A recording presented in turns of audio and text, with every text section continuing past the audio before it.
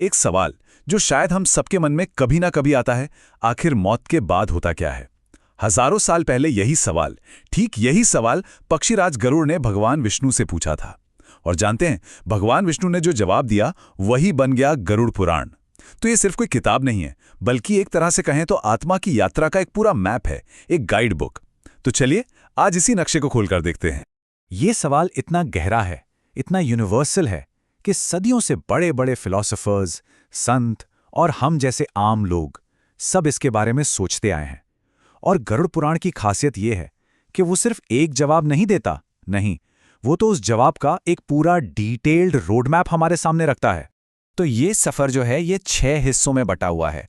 हम शुरू करेंगे बिल्कुल अंतिम क्षण से, फिर देखेंगे कि पहले 13 दिन क्या होता है, इसके बाद यमलोक की यात्रा, वहां होने वाला अंतिम न्याय, कर्मों का हिसाब किताब और आखिर में मुक्ति का वो एक मौका।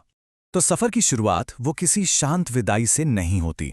गरुड़ पुराण के हिसाब से खासकर एक पापी आत्मा के लिए मौत कोई सुकून का पल नहीं है, बल्कि ये एक बहुत ही तकलीफदेह, एक भयानक अनुभव है जो बस एक ट्रेलर है कि आगे क्या होने वाला है। और इस दर्द को समझाने के लिए शास्त्रों में एक बहुत ही जबरदस्त तुलना की गई है। कहा गया है कि यह दर्द उतना ही है जितना 4000, जी हां, 4000 बिच्छुओं के एक साथ डंक मारने से होता है। जरा सोचिए वो पीड़ा, जब आत्मा उस शरीर में फंसी हुई बाहर निकलने की कोशिश कर रही हो। और ठीक उसी पल जब आत्मा शरीर छोड़ने ही वाली होती है, उसे कुछ ऐसा दिखता है जो और किसी को नहीं दिखता। 2 भयानक यमदूत, एकदम कौवे जैसे काले, जिनकी आंखें लाल अंगारों की तरह दहक रही हैं और हाथों में है लोहे के फंदे। और सबसे डरावनी बात, ये सिर्फ उसी आत्मा को दिखते हैं। घरवाले तो बस बेजान शरीर को देख रहे होते हैं, पर आत्मा का सामना इन भयानक दूतों से हो रहा होता है। अच्छा, यहाँ एक बहुत जरूरी बात समझनी है। यमदूत जो हैं वो इस फिजिकल बॉडी को, इस स्थूल शरीर को नहीं ले जाते, नहीं। होता यह है कि मौत के वक्त आत्मा एक अंगूठे के साइज का हवा जैसा एक सूक्ष्म शरीर अपना लेती है। इसे कहते हैं लिंग शरीर, और यमदूत इसी लिंग शरीर को अपने फंदों में जकड़ते हैं। तो आत्मा को पकड़ने के बाद सफर सीधा यमलोक में खत्म नहीं हो जाता। असल में पहले 13 दिन बहुत ही अजीब होते हैं। यमदूत आत्मा को यमलोक का रास्ता दिखाकर वापस उसी के घर छोड़ जाते हैं, और अब वो आत्मा अपने उसी लिंग शरीर में एक प्रेत बनकर वहीं भटकती रहती है। सब कुछ देख सकती है, अपने लोगों को देख सकती है, पर किसी से बात नहीं कर सकती। सोचिए कितनी बेचैन करने वाली स्थिति होगी ये। और यहीं पर पिंडदान का जो रिचुअल है उसकी अहमियत समझ में आती है। यह सिर्फ एक रस्म नहीं है, इसका एक बहुत ही प्रैक्टिकल मकसद है।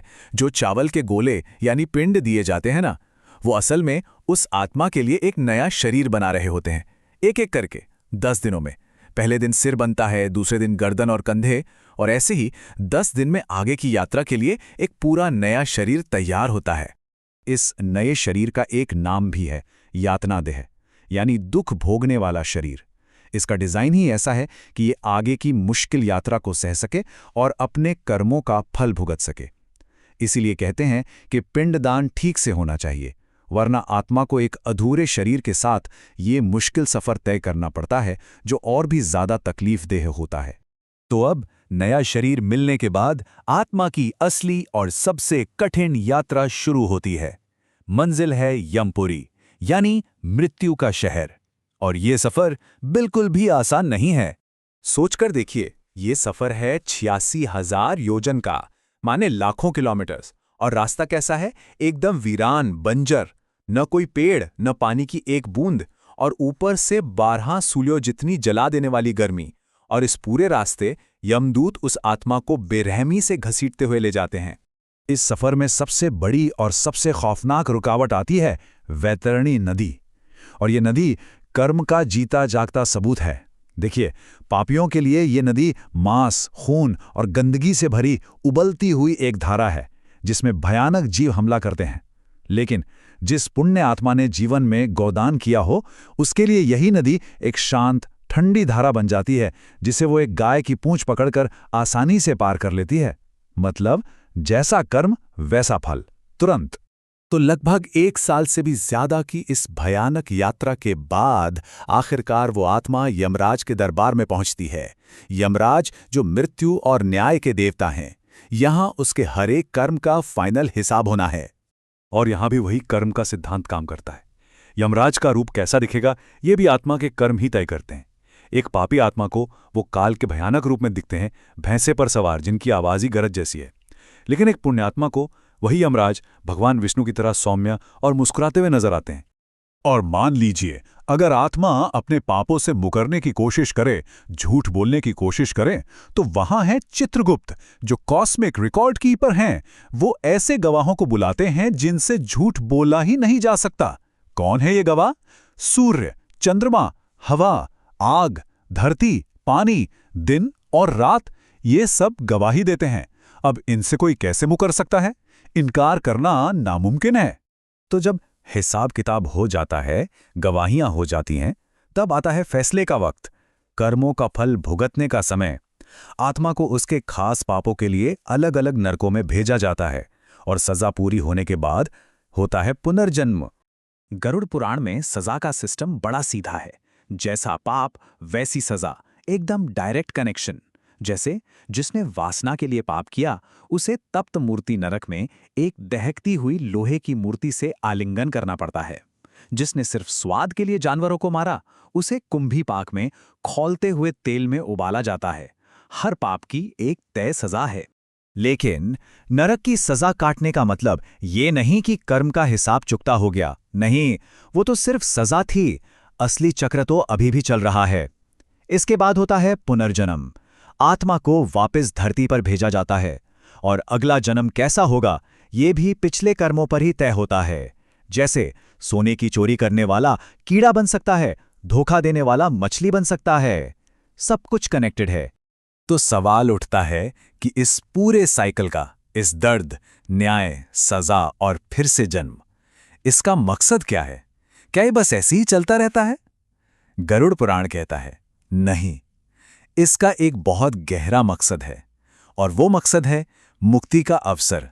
एक ऐसा मौका जो सिर्फ और सिर्फ इंसान के जन्म में ही मिलता है।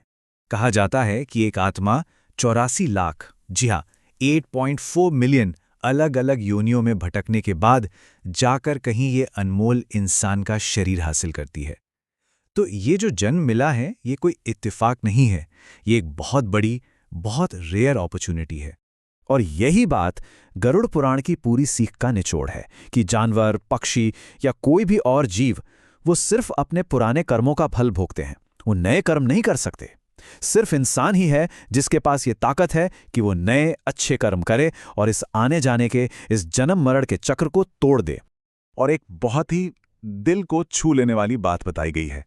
कहते हैं कि जब आत्मा मां के गर्भ में होती है तो उसे अपने पिछले हजारों लाखों जन्म सब याद होते हैं, और उस तकलीफ में वो ईश्वर से वादा करती है कि इस बार मैं इस मौके का सही इस्तेमाल करूंगी, इस चक्र से मुक्त होकर रहूंगी।